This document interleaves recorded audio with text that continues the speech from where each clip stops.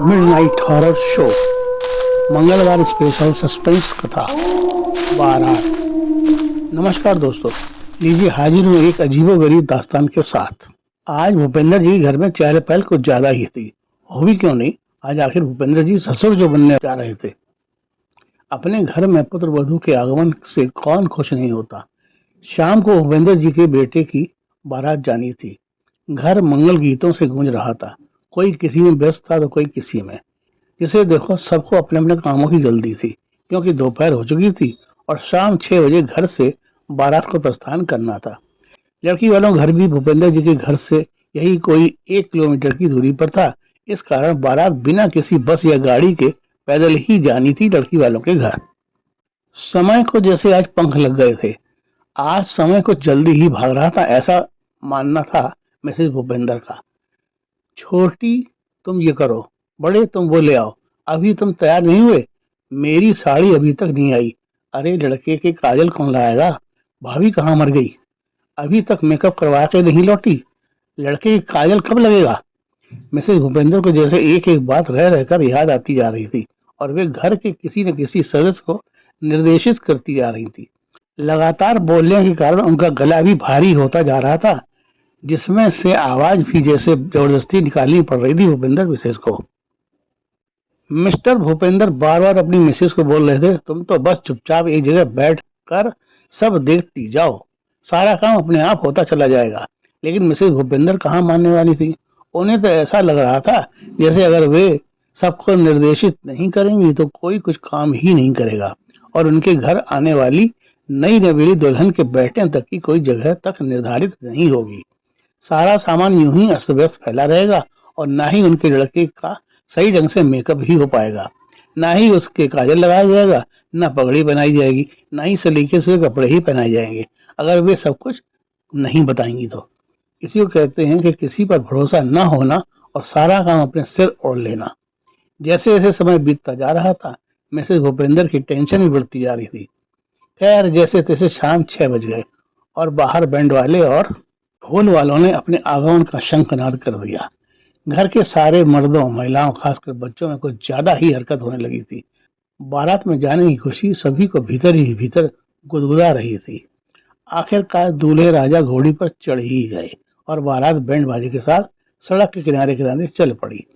बारात में शामिल महिलाएं लड़कियां डांस करने में ऐसे पागल थीं, ऐसा लग रहा था जैसे उनके लिए आज ये आखिरी मौका है डांस करने का। सरकते सरकते बारात एक चौराहे से बाएं मोड़ लेते हुए लड़की वालों के दरवाजे पर पहुंचने ही वाली थी कि बारात में शामिल 2 जवान लड़कियां रागिनी और जाह्नवी का नाच कुछ ज्यादा ही तेज हो गया।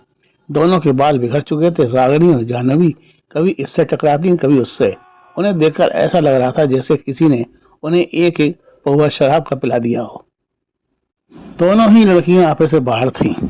दोनों लड़कियों का ये बेतरतीब नाच देखकर कुछ महिलाओं को रागिनी और जाह्नवी पर कुछ शक हुआ। उनमें से एक महिला ने जाह्नवी के गाल पर जोरदार थप्पड़ जड़ दिया।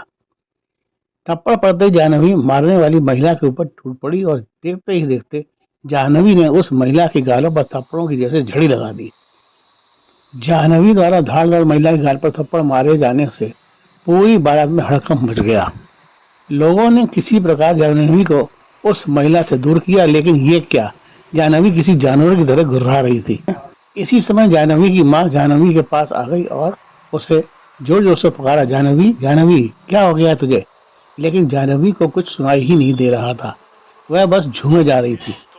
इसी समय कुछ लोगों की निगाहें रागिनी पर पड़ी। वह भी जाह्नवी की तरह ही घुर्रा रही थी और अपने सिर को गोल गोल घुमाते हुए अजीब सा नाच नाच रही थी। तभी बारात के संग चल रहे पंडित जगत राम जी दोनों लड़कियों के पास आए और उन्हें अपने साथ चलने के लिए कहा।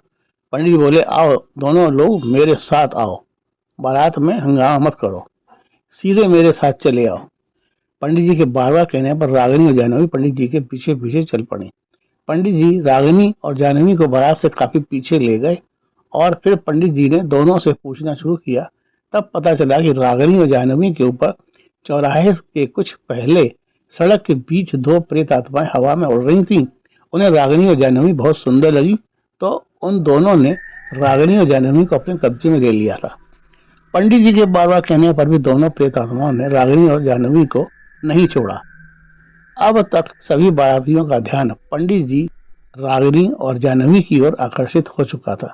सबके अंदर यही बात चल रही थी कि आखिर रागिनी और जानवी को हुआ क्या है। लेकिन बारात के साथ चल रहे कुछ परिवारों ने बारातियों से कहा, बारात को लड़की वालों के घर जल्दी से पहुंचाओ, विवाह में किसी प्रकार का विघ्न नहीं पड़ना चाहिए, वरना कहीं ऐसा ना हो कि रागिनी और जानवी पर सवार प्रेत विवाह में भी कुछ गड़बड़ कर दे। अब तक बात लड़की वालों तक पहुंच चुकी थी। कन्या पक्ष के लोग भी इस अचानक आई परेशानी से बहुत चिंतित हो रहे थे। तभी दुल्हन की मां ने अपने पंडित जी से कहा, पंडित जी, अपनी बेटी को बचाइए, कभी रागिनी और जानवी का प्रेत अपनी बेटी को न घेर ले। दुल्हन की मां की बात सुनकर उनके पंडित जी भी हरकत में आ गए और वे तुरंत ही अपने मंदिर की ओर दौड़े। मंदिर पहुंचकर उन्होंने बालाजी के कंधे पर पड़ा हुआ जनेऊ उतारा और उसे लेकर तुरंत ही दुल्हन के पास आए और वह जनेऊ दुल्हन के हाथ पर लपेट दिया और बालाजी से प्रार्थना की, हे बालाजी महाराज, इस दुल्हन पर उन प्रेतों का साया नहीं पड़ना चाहिए, इसका विवाह निर्विघ्न होना चाहिए। उधर रागिनी और जानवी के मम्मी पापा अपनी अपनी बेटियों को विवाह समारोह से अपने घर ले आ चुके थे। विवाह समारोह विदाई तक बालाजी के पास से किसी प्रकार का कोई विघ्न उपस्थित नहीं हुआ। दोस्तों, इसलिए हमारे बुजुर्ग लोग बारात में चलने वाली माताओं बहनों से अपने बालों को खोलकर सड़कों पर नाचने से रोकते हैं। लेकिन समाज में चल रही ये प्रथा अपने पंख ऐसे पसार चुकी है जो कि इन प्रेत बाधाओं को भी झुठला देती है। लेकिन जब कोई अनहोनी हो जाती है तब पछताते हैं कि अब क्या होगा।